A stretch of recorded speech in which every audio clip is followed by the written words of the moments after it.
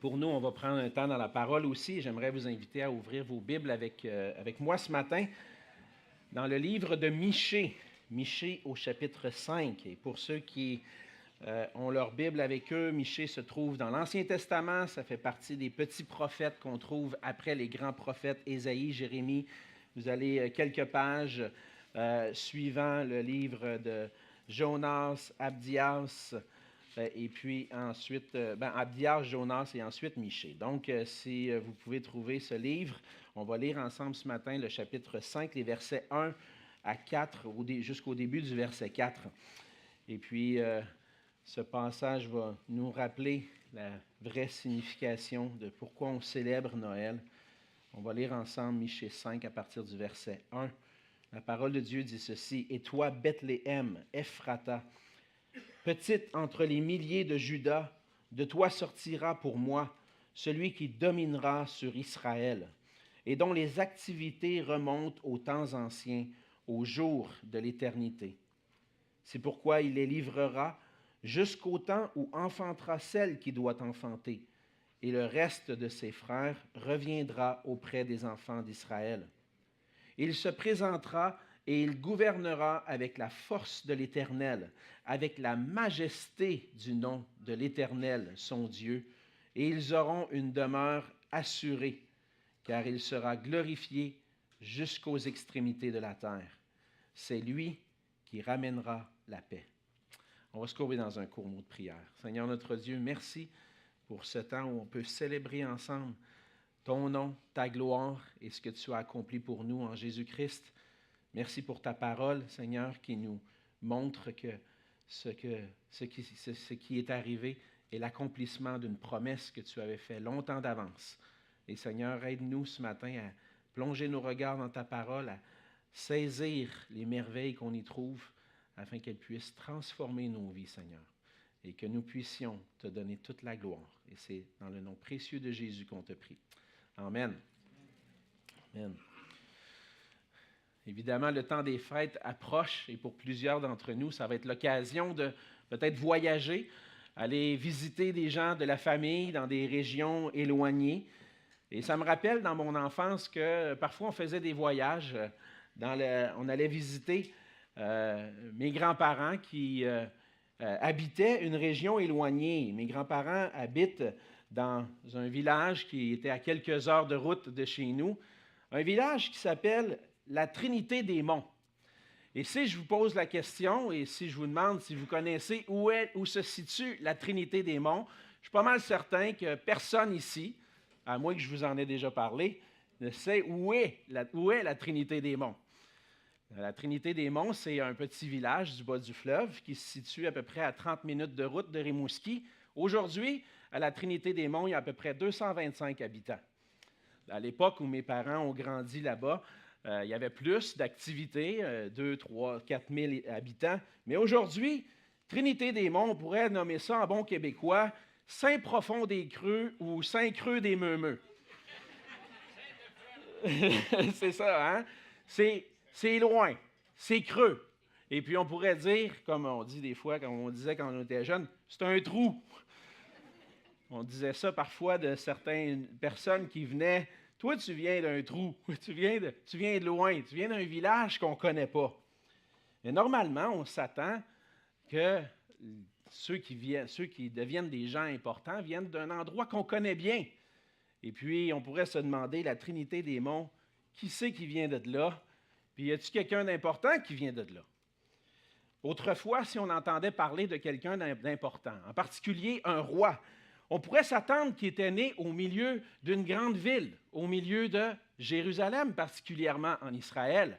Si on parle de la naissance d'un roi, il est né à Jérusalem, de la lignée royale, et puis il est né dans le grand palais, et puis on s'attend de quelqu'un d'important qui vient de la capitale du pays. Aujourd'hui, on peut voyager beaucoup. Mais dans ce temps-là, les gens avaient peu de moyens, voyageaient moins, et les gens plus importants venaient souvent d'une grande ville, d'une ville où on trouvait la connaissance, des écoles, la culture, des commerces. Mais lorsqu'on regarde la vie de Jésus, on voit que Jésus est venu d'un petit village qu'on connaissait à peine.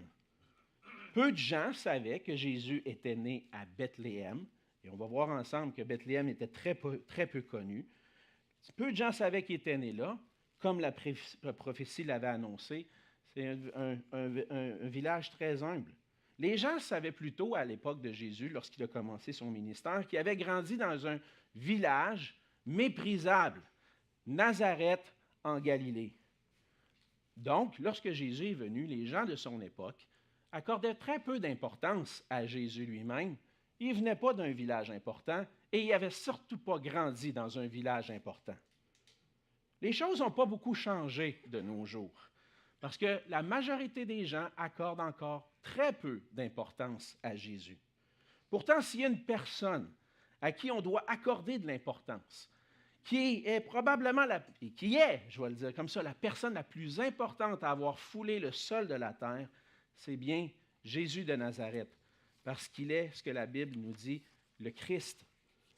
Mais encore aujourd'hui, particulièrement dans le temps de Noël, on a remplacé la personne la plus importante par le Père Noël, la Fée des Étoiles, les lutins et des reines qui volent en transportant un traîneau plein de cadeaux. On a remplacé la personne la plus importante par des histoires qui peuvent nous réjouir et peut-être nous faire oublier l'essentiel. Et pour cette raison, encore une fois cette année à Noël, plusieurs passeront à côté de l'essentiel. Le passage de ce matin nous permet de nous rappeler ensemble de l'essentiel, de ce qu'on doit reconsidérer, de prendre le temps de peser, de réfléchir et reconsidérer à nouveau la vraie signification de Noël. Le passage qu'on a lu dans Michée a été écrit environ 700 ans avant la venue de Jésus-Christ. Et ce passage s'adresse particulièrement dans son contexte à un peuple, le peuple d'Israël, qui était le peuple de Dieu. Un peuple qui, à cette époque, vivait, un peu comme aujourd'hui, sans accorder d'importance à son Dieu, qui vivait sans se soucier réellement de ce que Dieu pensait, de ce que Dieu voulait. Et après tout ce que le Seigneur, après tout ce que Dieu avait fait pour son peuple avait oublié son Dieu. Et au travers du livre de Michée, ce qu'on voit, c'est que Michée annonce des jugements qui vont venir sur le peuple de Dieu. Mais à travers ces jugements-là, Dieu va aussi annoncer sa grâce.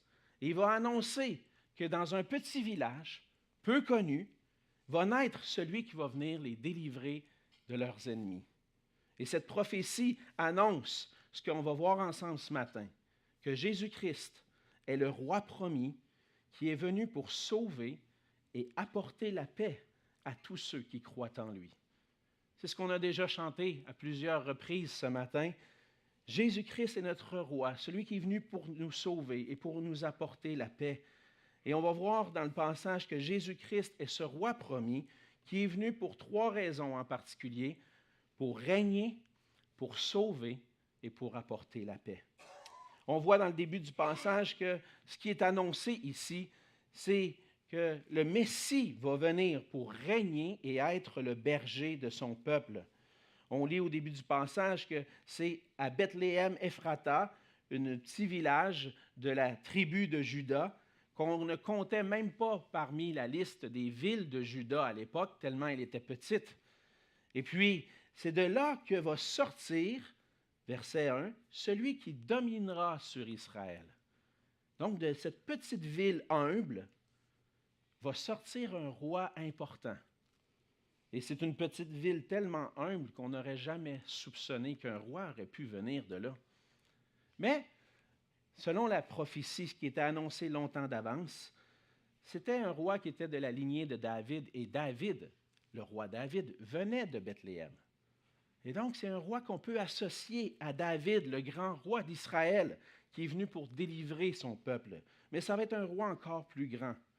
Le prophète annonce le roi qui va dominer sur Israël, un roi dont les origines remontent aux temps anciens, et la version seconde nous dit au jour de l'éternité. En fait, ce qu'on nous dit ici, c'est que c'est un roi qui avait déjà été annoncé. Lorsqu'on nous dit qu'il remonte au jour de l'éternité, c'est vrai que le mot hébreu pourrait être traduit par éternité, mais ça semble plus faire référence à un temps lointain passé où on avait annoncé sa venue. Et ce qu'on peut comprendre, c'est qu'en réalité, ce roi qui est annoncé dans Michée est aussi ce roi qui est de la lignée de David, selon la promesse qui avait été faite à David, qu'il y aurait toujours un roi pour régner sur le trône.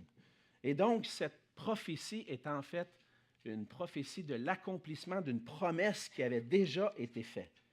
Et ce que le prophète annonce, c'est que, et que le peuple croyait, c'est qu'un Messie allait venir. Le Christ, le Messie et le Christ, pour ceux qui sont moins familiers, c'est là un synonyme. Le Messie veut dire « oint ». Le Messie, c'est le mot en hébreu. Le Christ, c'est le mot en grec, qui veut dire « loin », celui qui est choisi pour régner. Et environ 700 ans, et même avant ça, avant la venue de Jésus, le prophète Michée va annoncer que le roi qui viendrait va venir pour sauver son peuple. Et pendant toutes ces années, après la prophétie de Michée, le peuple d'Israël était toujours dans l'attente du Messie. Et même on connaît bien que les Juifs, encore aujourd'hui, attendent la venue du Messie parce qu'ils ne croient pas que le Messie est venu en Jésus-Christ. Et pendant toutes ces années, le peuple attendait la venue du roi, du Messie. Et dans Matthieu, chapitre 2, on lit bien le récit de la naissance de Jésus. Et on lit l'accomplissement de la prophétie de Michée. On lit le récit des rois mages, comme on a vu, hein, les jeunes qui ont présenté le sketch tout à l'heure, nous ont montré les rois mages qui sont venus pour adorer le Seigneur Jésus lorsqu'il est né. Et puis, on voit le récit des rois mages dans Matthieu chapitre 2.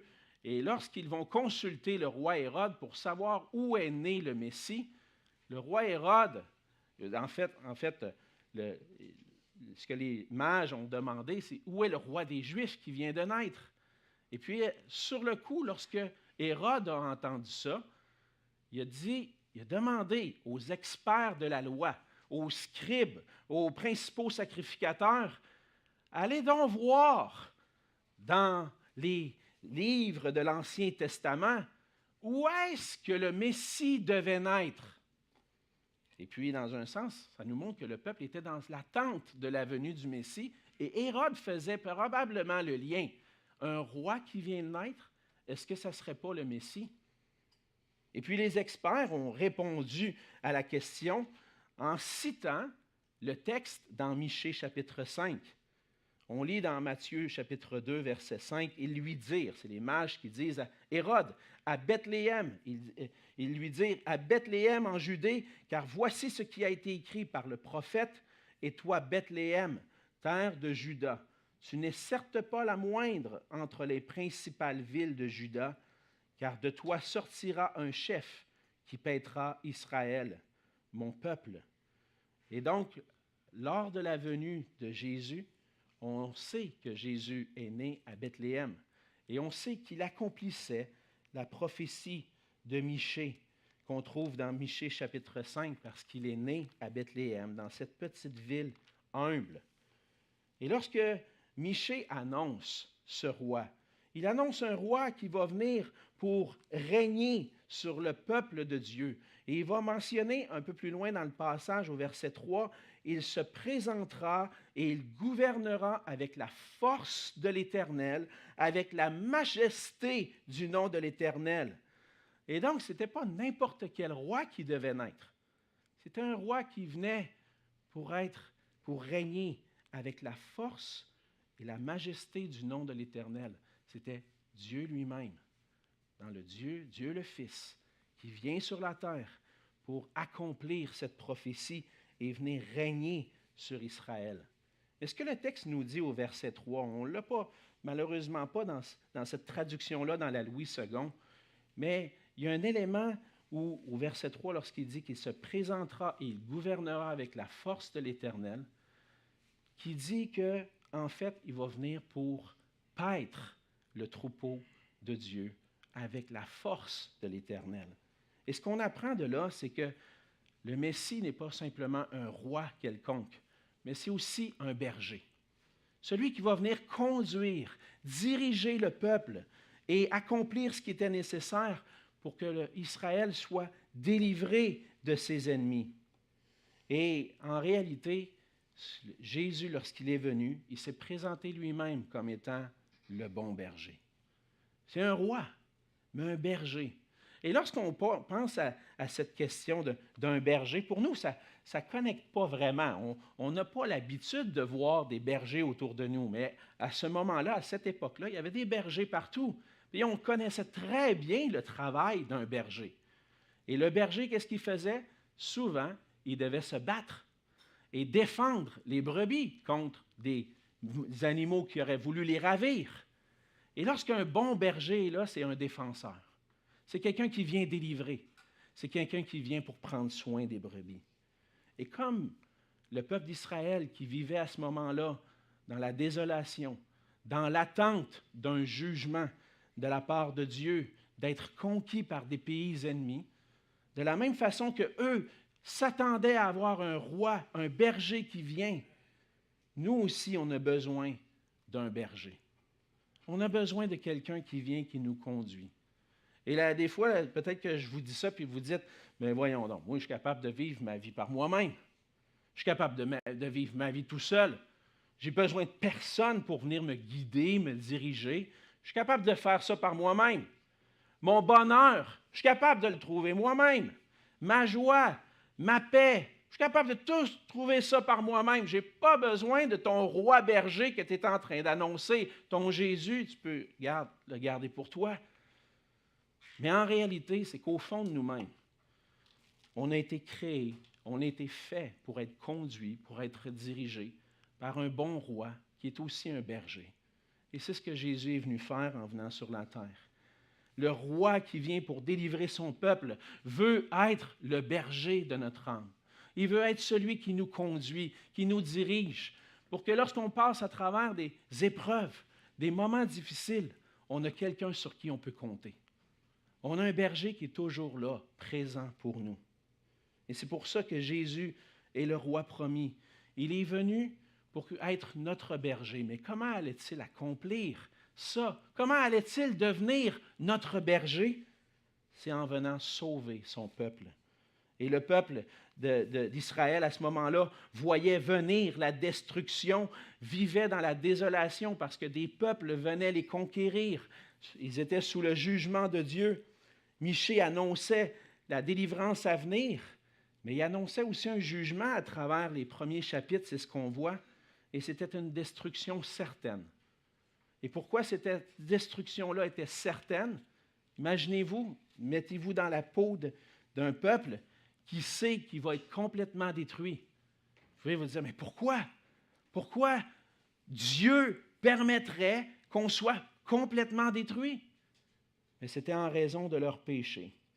Parce que pendant plusieurs générations, le peuple d'Israël s'était détourné de Dieu pour se tourner vers des idoles qui leur faisaient plus plaisir que Dieu. Et le jugement de Dieu venait par l'Empire assyrien et éventuellement plus tard, centaines d'années plus tard, après Michée, à travers les Babyloniens. Et en ce temps-là, les Assyriens avaient déjà conquis une partie nord d'Israël et les Babyloniens allaient conquérir la partie sud. Et puis, c'est ce que le passage nous parle au verset 2, lorsque Michée dit, c'est pourquoi il les livrera. Il va les livrer entre les mains des pays étrangers, parce qu'ils sont sous le jugement de Dieu en raison de leurs péchés. Mais ça va durer seulement un temps, jusqu'au temps où enfantera celle qui doit enfanter. Et puis un jour, le Seigneur prévoyait déjà que quelqu'un allait venir pour les délivrer. Et on voit à travers ce jugement que Dieu apporte sur Israël, on voit la gravité du péché et que le péché entraîne des conséquences graves. Dieu avait accompli des grandes choses pour son peuple, pour Israël. Il les avait délivrés des Égyptiens, de l'esclavage en Égypte, leur avait donné un pays promis, un pays où coule le lait et le miel, les avait placés dans un pays d'abondance pour venir, pour vivre une relation intime avec son peuple. Mais finalement, le peuple avait complètement rejeté Dieu pour se tourner vers des dieux étrangers. Et ça amène le jugement. Le péché agit encore aujourd'hui en nous en tant qu'être humain et nous amène à nous détourner de notre Créateur. L'illusion du péché nous amène à croire qu'on peut vivre par nous-mêmes, qu'on n'a pas besoin de Dieu dans notre vie. On n'a pas besoin de notre Créateur pour roi et berger. Et le péché nous amène à vivre comme bon nous semble, en laissant de côté ce que Dieu pense, ce que Dieu veut, en cherchant nos joies dans nos idoles plutôt qu'en Dieu. Et en fait, le péché, ce qu'il nous amène à faire, c'est à mépriser la gloire du roi, à mépriser la gloire de Dieu pour rechercher notre gloire, ce que nous voulons. Et le Seigneur avait annoncé que le péché entraînait un jugement. Dieu a annoncé à Adam et Ève dans le jardin d'Éden que lorsqu'ils pécheraient, il y aurait des conséquences à leur péché. Il avait aussi annoncé à Israël, à son peuple qu'il avait délivré d'Égypte, le jour où vous allez vous détourner de moi, il va y avoir des conséquences, il va y avoir un jugement qui va venir sur vous. Et le péché continue d'avoir des conséquences graves dans nos vies.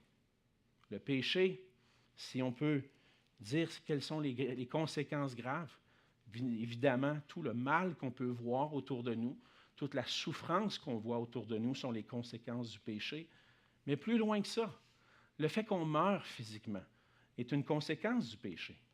On meurt tous un jour alors qu'on aimerait vivre pour toujours, pour l'éternité, on aimerait vivre. Mais on va mourir, conséquence du péché. Mais plus que ça, le péché a des conséquences encore plus graves parce que ça n'a pas juste des conséquences physiques pour notre vie aujourd'hui, il y a des conséquences graves qui sont spirituelles, qui nous amènent en fait à être séparés de Dieu et à ne pas pouvoir entrer en communion avec Dieu parce que le péché nous sépare de lui, nous sommes morts spirituellement.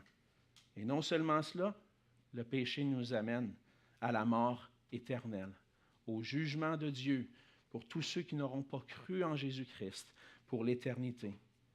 Et donc, par nature, on est comme le peuple d'Israël. Puis des fois, en tant que chrétien, on regarde les Écritures, puis on lit les Écritures, puis on se dit, ben voyons donc, comment ils peuvent agir de même après avoir vu tout ce que Dieu fait? Pourquoi ils ont pu continuer comme ça? Bien, dans le fond, on n'est pas mieux qu'eux autres. Parce qu'on a entendu parler, le témoignage de ce que Dieu a fait à travers Jésus-Christ, et puis on met ça de côté, puis on vit notre vie comme bon nous semble. Par nature, on est rebelle à Dieu. Et on a besoin d'un sauveur, capable de nous transformer notre rébellion dans un cœur sensible à Dieu. Et peut-être que tu es ici ce matin et tu dis, ben, tu sais, je ne crois pas en Dieu, mais je ne suis pas rebelle à Dieu quand même. Mais lorsque tu n'as pas un cœur entier pour Dieu, la Bible nous dit que tu es rebelle à Dieu, que tu es sous la colère de Dieu. Mais il y a une grâce qui vient, et c'est ce que Michée annonce. Un jour, un temps viendra où celle qui doit enfanter enfantera. Et c'est ce qu'on voit dans le chapitre, dans le Nouveau Testament, c'est que le Messie, le roi promis, est venu pour délivrer son peuple. Mais plus que délivrer son peuple de ses ennemis, de ces nations qui les attaquaient, Matthieu 1, 21 nous dit, « Elle enfantera un fils, et tu lui donneras le nom de Jésus. C'est lui qui sauvera son peuple de ses péchés. » Ce que Jésus vient faire, c'est plus que nous délivrer des conséquences du péché. Il vient nous délivrer de nos péchés. Et en venant sur la terre, le Fils de Dieu est venu avec une mission, sauver son peuple de ses péchés, de la destruction spirituelle. Et à Noël, c'est ce qu'on célèbre, la venue du Sauveur. Mais quel Sauveur? Le Sauveur qui est venu pour aller jusqu'à la croix, pour recevoir sur lui le jugement à notre place, la punition qu'on méritait pour nos péchés. C'est lui qui l'a subi à la croix. La crèche avait pour but la croix. Et sans la croix, la crèche vaut rien. Parce que Jésus est venu et est né dans ce monde pour aller jusqu'à la croix, pour accomplir ce qui était nécessaire pour que nous, pécheurs, puissions être réconciliés avec Dieu, pour qu'on puisse passer de la mort à la vie en ayant le pardon de nos péchés, À la croix, Jésus a payé de sa vie ce que méritait le péché. Parce que le péché mérite la mort. Jésus a reçu la mort. Il a versé son sang pour qu'on puisse être lavé et purifié de nos péchés. Et puis ensuite, il est ressuscité des morts pour qu'on puisse passer de la mort à la vie. Et c'est ainsi que Jésus est le roi promis. Ce roi qui vient pour sauver, pour délivrer son peuple, non seulement des ennemis, mais du pire ennemi, l'ennemi de nos âmes, le diable, le péché et le monde. Et ainsi, en étant ce roi berger qui vient, qui apporte la délivrance en étant un sauveur, ce roi apporte aussi la paix. Au verset 4, c'est lui qui ramènera la paix. À travers un roi qui vient délivrer son peuple de ses ennemis, évidemment, la paix va régner par la suite. Imaginez de nos jours, très, très concrètement, si l'Ukraine aujourd'hui remportait de manière définitive la bataille contre l'insurrection, ou je pourrais pas l'insurrection, mais l'invasion russe, est-ce que le peuple ukrainien serait dans la tranquillité et dans la paix? Oui, là, ils doivent se défendre. Mais s'il arrivait que les Russes disent on se reconnaît vaincus, on s'en va chez nous, la paix va régner. Et c'est ce que Jésus fait à travers la délivrance qu'il apporte. Il apporte la paix. Évidemment, les Juifs attendaient quelqu'un qui les délivrerait de leurs ennemis physiques. Un jour, le Seigneur Jésus va délivrer son peuple de tout ce qui peut être l'ennemi. Mais ce que Jésus-Christ est venu apporter, c'est la paix à nos cœurs en nous délivrant de notre ennemi spirituel. Et c'est par sa mort et sa résurrection que Jésus-Christ nous délivre de nos péchés et du pouvoir de l'ennemi de nos âmes. Dans Colossiens 2, chapitre 2, verset 15, on lit « Il a dépouillé les dominations et les autorités, il les a livrées publiquement en spectacle, en triomphant d'elles par la croix. » C'est par la croix que Jésus est venu triompher. Il a triomphé par la croix pour qu'on puisse avoir la vie éternelle. Et par sa victoire sur l'ennemi, sur le péché, par la foi en Jésus-Christ maintenant, on peut avoir cette assurance d'avoir une relation avec Dieu parce qu'il nous pardonne de nos péchés. Et Jésus-Christ est ce berger qui vient pour nous donner la paix. C'est un berger infiniment bon, infiniment grand, un berger qui nous accompagne chaque jour de nos vies lorsqu'on place notre foi en lui et dans nos épreuves et nos difficultés, quelles que soient nos épreuves. Jésus est notre berger qui nous conduit. Et qu'importe ce que tu vis présentement dans ta vie, peut-être qu'il y a des épreuves que tu es en train de vivre, une épreuve que tu dis, comment est-ce que je vais pouvoir m'en sortir? Puis des fois, on ne voit pas de solution. Puis peut-être que des fois, il n'y en a pas de solution humaine à ça. Mais Jésus-Christ, peu importe qui tu es, veut être le bon berger vers qui tu peux te tourner. Il est puis vivant, il est tout-puissant, il est bon. Et il voit notre vie, il voit ce qu'on est en train de vivre et il sait très bien comment répondre aux besoins de notre cœur aujourd'hui. Et on peut vraiment lui faire confiance parce qu'il nous sauve. Et lorsqu'on lui parle dans la prière, il nous entend, il nous répond. Par Jésus-Christ, maintenant, on peut avoir la paix avec Dieu, être réconcilié avec Dieu, mais aussi avoir des cœurs qui peuvent vivre en paix en étant soumis à un roi berger qui veut notre bien, qui est venu pour nous sauver et nous apporter la paix. Et à travers tout ce qu'on vient de voir, on vient de constater que Jésus, ce n'est pas juste un personnage historique sans importance, mais Jésus-Christ, c'est le roi qui est venu pour nous sauver. Puis sauver et donner la vie à tous ceux qui croient en lui. Il est venu pour régner sur notre vie, être notre berger. Il est venu pour nous sauver, nous délivrer de nos péchés. Il est venu pour nous apporter la paix. Alors, qu'est-ce que tu vas célébrer à Noël cette année? Si pour toi, Noël, c'est juste se réjouir des cadeaux puis du bon temps en famille, c'est bien, mais tu passes à côté de l'essentiel. Ou si tu es comme le grincheux, puis pour toi, Noël, ce n'est pas un temps joyeux pantoute. Parce que moi, je suis tout seul. Je passe mon Noël tout seul. Je vais être seul. C'est juste des difficultés que j'ai dans ma vie. C'est plate, Noël. Mais savais-tu qu'en te tournant vers Jésus, tu peux vraiment trouver la signification de Noël et trouver la joie à Noël? Pour que ton Noël soit réellement pour toi un joyeux Noël cette année. Tu dois lever les yeux, arrêter de regarder autour de toi, puis lever les yeux vers celui qui est venu pour se donner, pour être ton roi, pour être ton sauveur, celui qui apporte la paix. Le roi qui était promis, il est venu et il apporte la paix. Alors, c'est mon exhortation pour vous. En ce Noël, revenez à l'essentiel. Tournez-vous vers Jésus-Christ. Tournez-vous vers lui comme ce sauveur. Non comme un petit bébé qui est dans la crèche, mais ce sauveur glorieux qui s'est donné à la croix, qui est ressuscité des morts et qui règne éternellement. Et pour ça, on a besoin de reconnaître notre péché, notre rébellion envers Dieu et venir à lui pour recevoir le pardon par sa grâce. Alors, si tu veux saisir l'essentiel de Noël, viens à Christ. Reçois-le. Place ta confiance en lui. Il va te donner la paix. En ce Noël, je vous souhaite la joie et la paix que seul Jésus peut donner. Prions ensemble.